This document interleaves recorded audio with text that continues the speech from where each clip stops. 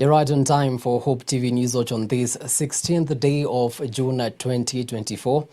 A day that families around the world took their time to celebrate and appreciate fathers on this Father's Day.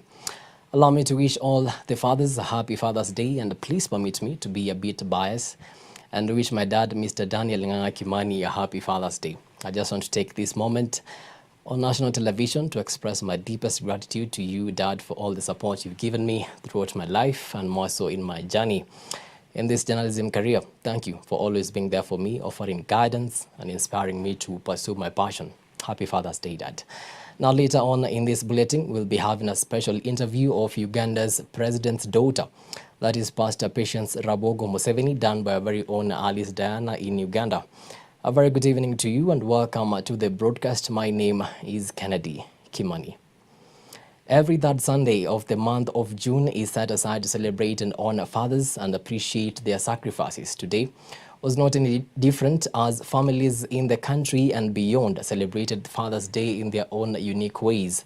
From backyard barbecues to heartfelt letters, today was all about appreciating the dads who have made a difference in our lives. While preaching today on the sermon titled Looking for a Father at Sitam Valley Road, the head of digital ministry at Sitam, Reverend Kwame Rubadiri, emphasized that fatherhood is a divine responsibility and that all fathers should provide, protect, and be present and always praise their children. A child's confidence mostly comes from their father. A child's ability to advance educationally, to have a higher quality of life, often depends on the presence and participation of a father. The life expectancy of a child is also dependent on the presence of a father. Most of us don't know this, but suicide is the #1 killer of young men in Kenya today. More young men are killed by suicide, taking their own lives, than by malaria or car accidents or any other disease that we know of today. That is a frightening statistic. And it is mostly young men. There are young women who also take their lives, sadly, but young men are 9 times more likely to take their lives because of mental health issues like depression, hopelessness, and most of them say loneliness, because they have not had connections with their fathers. They have been looking for fathers. It is the absence of fathers and father figures in their lives, and too many of these young men in particular are still looking for a father. Meanwhile, Deputy President Rigathi Gachagua has called for support of the church in the ongoing fight against illicit alcohol, drugs and substance abuse. Speaking on Sunday when he attended the consecration service of the new ACK Nakuru Bishop Anthony Mwaura Mambo at the Nakuru Athletic Club, the Deputy President, who was accompanied by the Second Lady, Pastor Dorcas Rigathi, said the war can only be won with the support of all, including the church. Alice Diana tells us more. The church has been called upon to assist the government in its ongoing fight against drug abuse and the proliferation of illicit brews. While addressing the Christian faithful at the consecration ceremony of Nakuru Diocese Bishop Anthony Mambo at Nakuru Athletics Club in Nakuru Town, Deputy President Rigathi Gachagua emphasized that the government cannot tackle this menace alone. He highlighted the necessity of the church and other stakeholders to contribute through mentorship, counseling, and the establishment of rehabilitation centers nationwide. Tunataka mtusaidie maaskofu wetu. Hii vita ya kupigana na mihadarati na pombe haramu hatuwezi faulu peke yetu. We need you to help us in mentorship, in counseling, in establishment of rehabilitation centers, so that those who are addicted, those are patients, they need care and empathy. And remain focused. Further, the DP said the government will continue working with the clergy and the church members in developing the country and improving the lives of the people. The church and the state do the same thing. We look after the same people. Hawa wananchi wote wakiwa wako na shida, sisi mjumbe ameenda bunge, wanakuja kwa pastor, kwa reverend, kwa bishop, because hako karibu, wanaleta shida huko, wakigoja mheshimiwa arudi weekend. So we do the same job, and therefore the state and the church are one. And as Kenya joins the world in marking Father's Day today, the Deputy President has also stressed the importance of honoring one's parents. He pointed out that parents are indispensable figures in our lives, and everyone should remember the journey to success, often made possible through their support. Let us honor our parents. Our parents are very important people. And I want to ask everybody to always remember your journey. Your journey to the top. And honor your parents. And honor their age mates. Takuuliza watoto wetu wote tuheshimu wazazi na wale age group ya wazazi wao.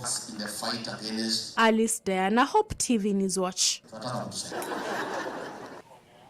Thank you so much, Alice, for that report. Now, First Lady Mama Rachel Ruto has led the nation in celebrating the International Day of the African Child. Speaking during the celebrations held at Mwatate Primary School in Taita Taveta County, the First Lady commended the national government for the significant steps taken to improve the quality of education in the country and make it possible for all children in the country to have access to quality education. In 2023, 1.8 million additional primary school children were put under the school meal program, under the matching program between the county government and the national government. This has seen the transition rate from primary to secondary school increase from 84.5% in 2022 to 91% in 2023. The government is also increasing access to computers in learning institutions in the country under the G2Med Digital Hubs program by the Ministry of ICT and Digital Economy, implemented by Konza Technopolis. On Monday this week, we inaugurated the 83rd G2Med Digital Hub at Butere Girls High School in Kakamega County. Moving on swiftly, and the Kenya National Union of Teachers in West Pokot County has expressed worry following the decline in the number of teachers in the county. According to the NAT officials, harsh climatic condition and poor pay are among the major causes of the dire situation. And as our very own reporter Sami Adika reports, NAT officials in the county now want the government, through the Teacher Service Commission, to swing into action and improve terms of employment for teachers working in the arid and semi-arid regions. Many schools in West Pokot County continue recording shortage of teachers, a situation spurred by harsh climatic conditions and the ever-increasing cases of insecurity within the North Rift region. According to the Kenya National Union of Teachers NAT West Pokot County, many teachers deployed in the region have opted to join politics and county governments for better pay and working conditions. Who have joined the Kenya county government of West Pokot, and we are saying we must thank the governor for recognizing Kenya National Union of Teachers and appointing some of us officials from this particular house of the Kenya National Union of Teachers and to serve other Kenyans as from there. West Pokot NAT Executive Secretary Martin Sembelo says the county is facing a shortage of more than 2,000 teachers in both primary and secondary schools. West Pokot is a marginalized area. We have shortage of teachers of more than 2,000 teachers, both primary and secondary. So we are appealing to the Teacher Service Commission to allocate more slots to West Pokot in the current financial budget. Sembelo now wants the Teacher Service Commission TSC to consider increasing the number of teachers set to be employed in the county this year as a measure to meet the required teacher-pupil ratio. Joel Patrick, the West Pokot NAT chairperson, has also called for the employment of teachers from the region since they are adapted to the environment. This, he says, will reduce the number of teachers who step down. Waangalie sana watoto ambaye walilelewa kule mahali iko hiyo shida na waajiriwe. Haswa ninapoongea juu ya Cheseko. Cheseko nimekuwa na shida ya insecurity. Ukitoa mtu mwenye hajawahi sikia bunduki, hajawahi sikia mlio ya kitu chochote upeleke Cheseko, atawacha kazi. So tuangalie wale wametoka kule ili wanajua shida ya kwao. Naomba serikali waajiri watoto sana kutoka sehemu hizo ili hao watu wapate elimu ya kutosha kama sehemu zingine katika nchi hii. On her part, NAT women representative in the county, Frida Arusho, has called on the government to offer proper counseling services to the teachers as a way of averting increased cases of teachers committing suicide. Give more counseling to our teachers, to the new recruits, to those in service, because in Kenya nowadays we have mental issues. So many teachers are committing suicide because of the high cost of economy and the salary they get that's subjected to so many deductions and loans. I've met so many teachers, and we have been watching in the news people committing suicide because they cannot cope up with the cost of living. As the second term in the education calendar is approaching its end, all that the NAT officials in the county are left with is hope that the government, through the Employer Teacher Service Commission TSC, will heed to their call. Sami Adika reporting for Newswatch. Thank you so much, Adika, for that report. Crossing borders now, and tens of thousands of Malawians took part in a memorial service held at the Bingu National Stadium on Sunday to pay tribute to the vice president who was killed in a plane crash last week. Saulos Chilima was considered a breath of fresh air in Malawian politics and was an eloquent public speaker who held a huge sway among the youth who account for more than half of Malawians. Speaking during the memorial service, President Lazarus Chakwera promised a full investigation into the cause of the crash. Saulos Chilima will be buried in his home district of Ncheu, south of Lilongwe, this Monday, which has been declared a public holiday.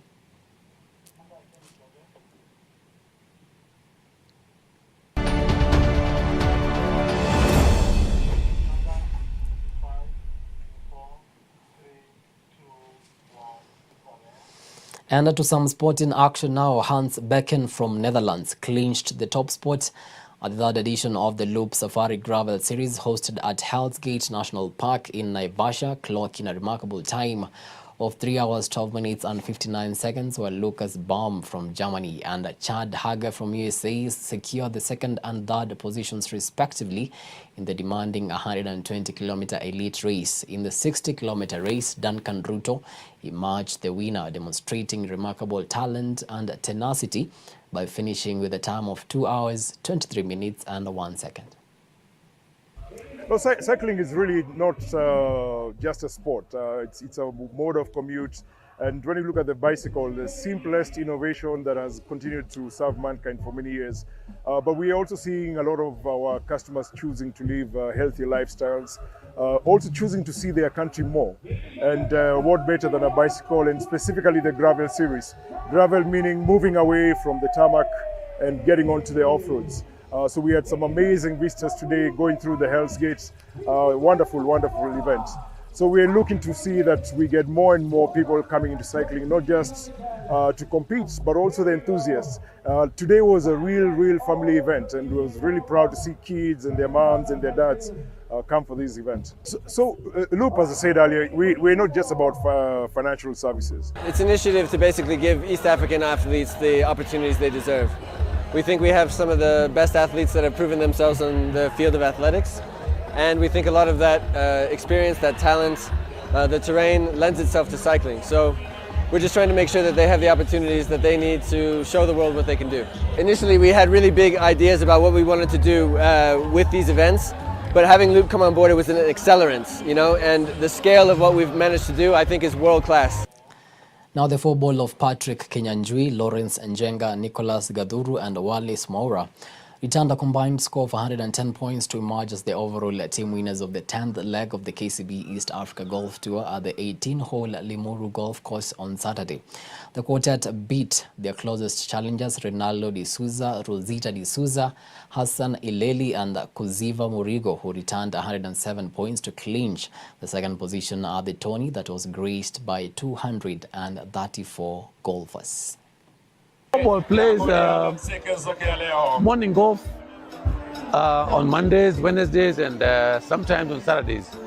So when we're choosing our team, we're looking at the long hitters like Lawrence Jenga, the good iron players, myself and Nicholas Gaduru, and the great patter of Wallace Maura.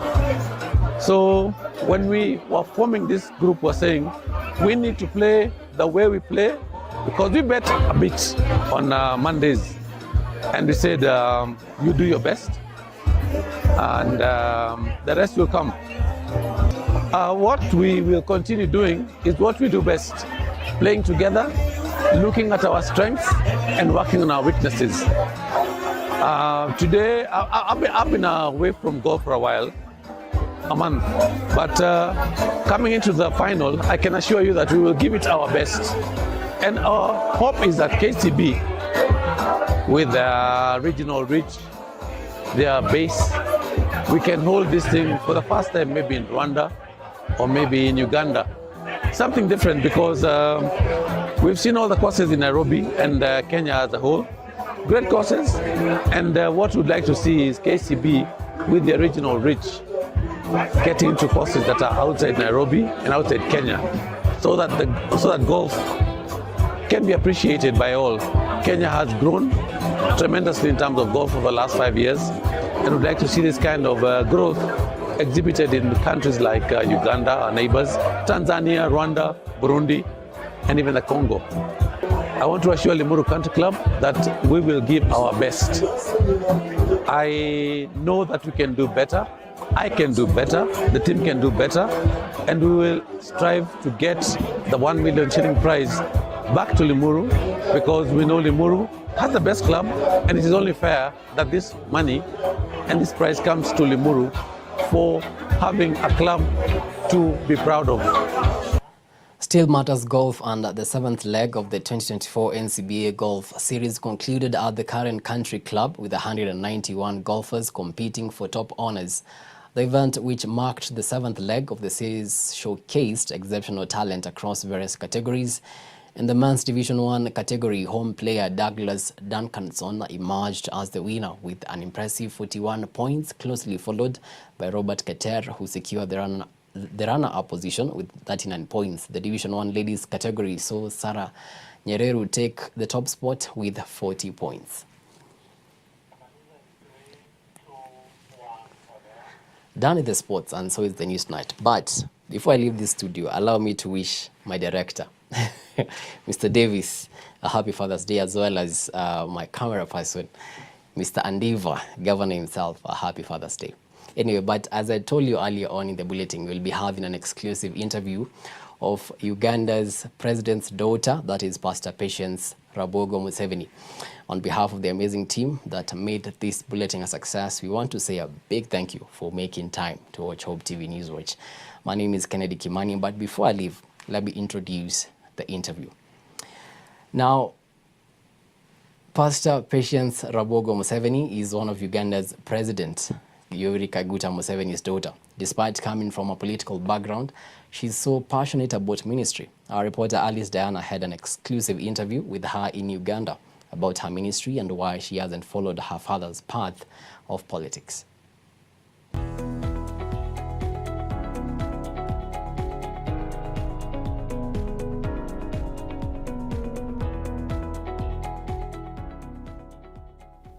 Hello and welcome to Hope TV. My name is Alice Diana, and today I'm so privileged and honored to host a very special guest.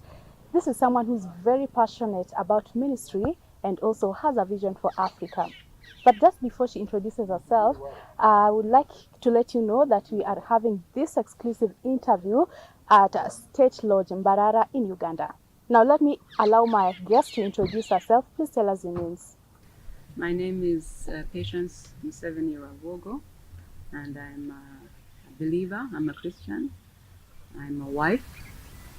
My husband and I have been married for 22 years, and God has blessed us with 4 children. Now to our first question, beyond being the first daughter, can you please tell us who Patience Rabogo is at a personal level? Well, I don't know about those titles that people give other people, but I think that's more about perception, what people think about somebody else. But for me, the way I I know myself and the journey that I've had with the Lord is that I am just somebody who's desiring to follow the Lord and to fulfill His purpose in my life. So I'm a follower of Jesus, first and foremost. Can you please tell us the moment you committed your life to Christ? Well, I share it a lot in the missions and also in the book and ministry, because I gave my life to the Lord when I was very young. I was 11 years old, and I just got a revelation of who Jesus is, and I felt Him call me to follow Him. And it's been a very intimate journey for many years now, and I can never thank Him enough for saving me. It's the very core of my life, that relationship with the Lord. And how has your journey of faith and salvation shaped your life and ministry? Oh, everything. Everything. If you've been with us in the missions, or if you've read the book Jesus is Africa, it's shaped everything, because when you make a decision to follow the Lord, He becomes the Lord of your life. He's the one who now drives the car or the engine or the direction of your life. So everything, every decision, every direction, what you will study, whom you will marry, what you will do, which direction you will take, everything. He's the one who leads that. Recently, when you were in Kenya, you spoke about growing up in Nairobi and also going to school in Nairobi. Maybe tell us how life was in Kenya and how did you get yourself in Kenya? How did I find myself in Kenya? We were in exile. We were refugees.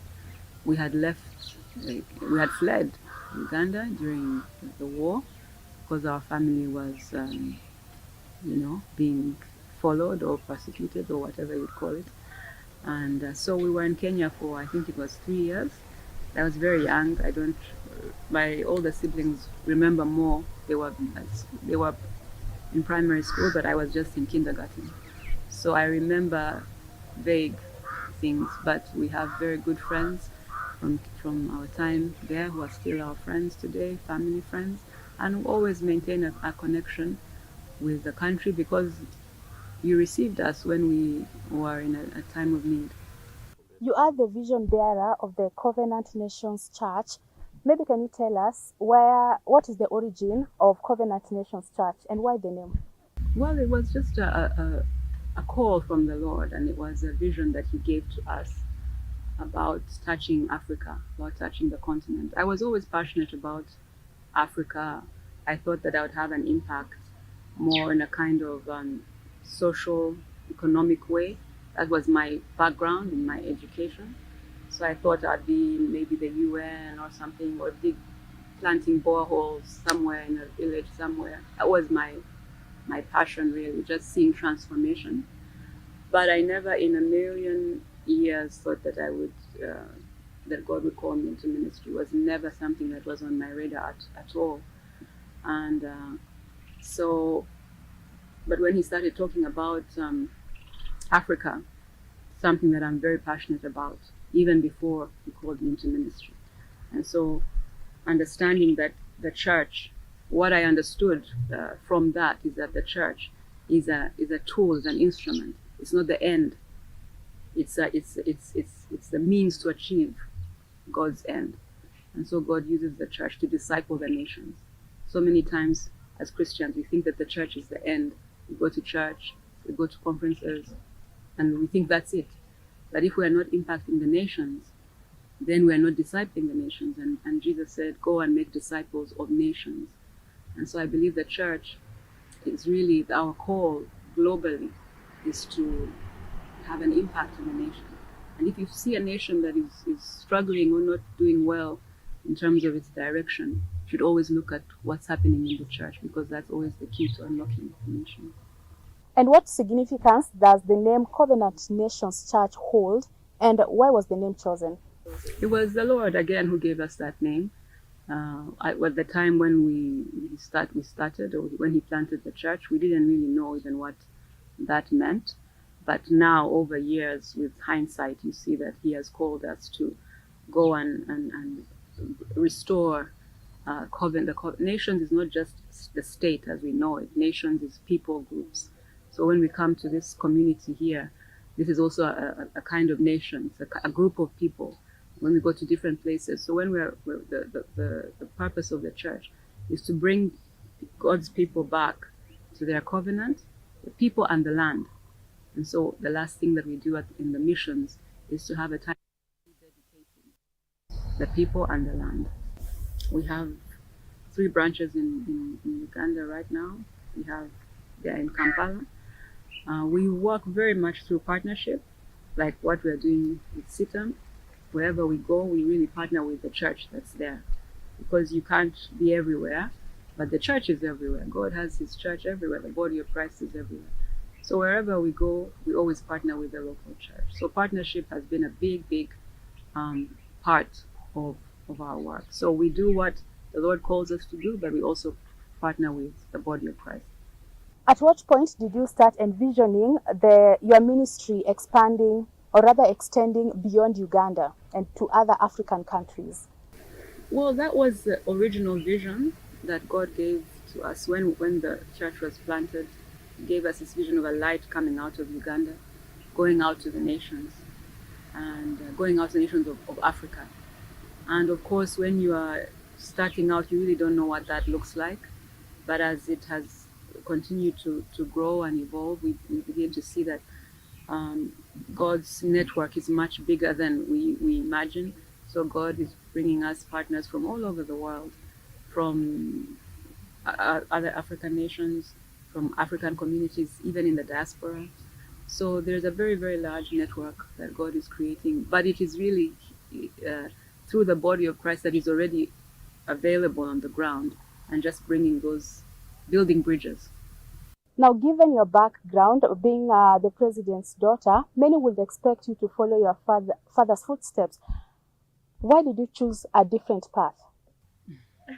If you are in the mission, if you've read the book, you'll see that sometimes you don't choose the path chooses you. And for sure, the path chose me. I didn't imagine at all ever that I would be doing this. I didn't even want to. I actually struggled with it for a long time. But when you are a follower of Jesus, when you are a believer and he's the Lord of your life, the word Lord means that you submit to his authority. And when he tells you this is what you're going to do, even if you don't want to initially, you obey. Obedience is not about, oh, I like it, I don't like it, this is what I want. It's about, this is what the Lord has told me to do. And it comes out of that. But once you obey, you begin to see that incredible fruit and the sense of fulfillment that you get from that obedience. So in the beginning, it was hard. It's still hard, but I'm very grateful that he would even consider me to do anything, like preach the gospel. Now let's talk about your book, Jesus is Africa, a book that you recently launched in Kenya. Maybe tell us more about it. What inspired you to write that book? Well, I had the book is really the messages that God has been giving us over the years. Like I said, the church has been, was planted 18 years ago. So it's a long time, and the message, we've been preaching that message for a long time. But in 2020, when it was COVID and lockdown, we had to go online, and we had to share the messages now online. And we started getting so much feedback from so many other people outside of Uganda about the messages we're sharing, especially the specific messages which were called Jesus is Africa. And so in that time, the Lord really led me to sit down and focus and put everything together, compiling everything into one place, one book that people could read and understand the journey that we've been on, and also understand this message. So it has been there for many years, but I think the situation and the circumstances of the time just sort of led me to now compile it into one book. And maybe can you elaborate what Africa marrying its land means? Well, according to the Bible, the inheritance that God gives to his people is land. He gave the children of Israel the land as a covenant, an eternal covenant. But also in the book of Acts, chapter 26, he talks about every nation and every people. Sorry, chapter 17, verse 26. Every people, every nation having a specific land, a specific boundary, a specific place that he has given to them. And in that place, he blesses them, and so that they may reach out to him and know him, although he's not far from every one of us. So there's a very specific connection between people and the land, and I talk about that in the book. So remarrying the land is simply understanding, coming back to knowing that this is the land that God has given to us. And it's very important for us as Africans, because there has been because of our history, there has been a sense of a bit of disconnection or rejection of the land, the people rejecting their land and wanting to go in other lands, feeling that this land is not good, it doesn't give you what you want, and you want to go somewhere else. And yet, this is the land that God has given us, and this is the place that God has given us our covenant, in essence, with him and with the land. And so remarrying the land is just coming back and knowing that this is what God has given to us, and we need to work it, we need to make it fruitful, and we need to defend it. Maybe tell us more about the Bible College. The Lord again led us to start a Bible college because he showed us that we need to have two pillars of this outreach work. The first is the missions, which is what we're doing. But the second is training up other leaders or reformers, young people like you, who can go out and do the actual work on the ground, because you cannot move people like what we have with the missions, large groups of people. But when you have trained up young people, they can go into different communities and do that work of what we call reformation, community outreach, not just preaching the word, but also in practical ways. How are we working? How are we living? How are we generating income? That's what we think reformation is. It's not just the spiritual renewal, but also the impact in life, that people should be having an income. Children should be going to school. There should be a tangible result of our faith. So the Edward and Erin Nakataha Bible College is named after my grandparents, my mother's side, who were reformers and revivalists themselves, and they led community change in their way, in their time, and with whatever they had. And so we named it after, in honor of their lives, but also because we want to see the impact, the same impact that the revival had in this generation. How do you see the partnership between Christ is the Answer Ministries, CITAM in Kenya, and Covenant Nations Church in Uganda? Oh, we are very, very thankful for the partnership with CITAM, the very generous gift, donation that we gave of the media truck, and I was very touched by the ministering of the Pastor Nigel, at the book launch, and seeing his own passion to reach the Asian community, and so I trust and believe that God will offer more opportunities in the future.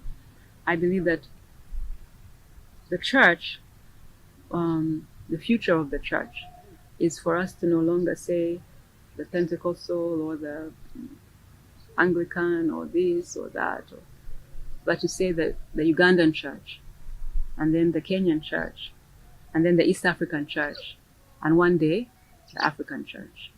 So I believe that God is going to continue to bring more and more partnerships across nations. Tell us, who has been your biggest source of inspiration or encouragement in your spiritual life? Well, I've had many mentors, I think, and my mother is a very big inspiration because she's a woman of great faith and a great sense of moral purpose. So she's always been an inspiration to me and to many people. And her faith, her personal faith journey impacted our whole family because she was she has always been very committed to the Lord, and it impacted us. But also I have been impacted by other spiritual leaders like T.L. Osborne. I don't know if he's a great minister, evangelist who traveled to Uganda in the 1980s. His wife, Daisy Osborne, was the one who gave me my first Bible. So they impacted my life greatly, my spiritual journey. More recently, I've been really blessed by ministry in Nigeria called the Redeemed Christian Church of God, led by Pastor E.A. Adeboye, and he has really been a spiritual father to me. So I think that along the way, God has used different people, but he uses different people at different times, but they have all helped me or nurtured me on my journey. Is there a biblical character that resonates with you, or you can see him or her as a role model in your life? A biblical character, one. I don't know if I can choose one. There are so many. I don't know. I always liked David because of his relationship with God. But because for me, it's not so much about the works that you do, but about the motivation. Why do you do it? You can do great things, but if you do great things for the wrong reasons. So David's life really serves as a motivation to keep that relationship with God, no matter where he takes you, no matter what he does, or where he leads you, keep the relationship. So for me, I think David is a great inspiration. There are many, of course, the Bible is full of heroes of faith, but I think I like his journey, his spiritual journey. Which book or passage in the Bible do you find yourself turning to more frequently when you need any sort of encouragement?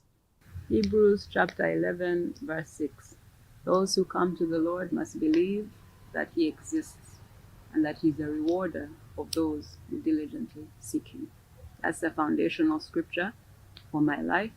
And whenever I have any doubts about God, are you with me? Are you helping? Will you do this? I always go back to that scripture, that you must come to God in faith, believe that he is, that he exists, and that he's a rewarder of those who diligently seek him. And lastly, what message or encouragement do you have to believers across Africa? What message?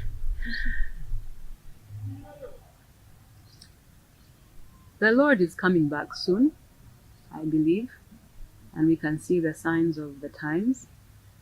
And each of us should be busy doing what he has told us to do.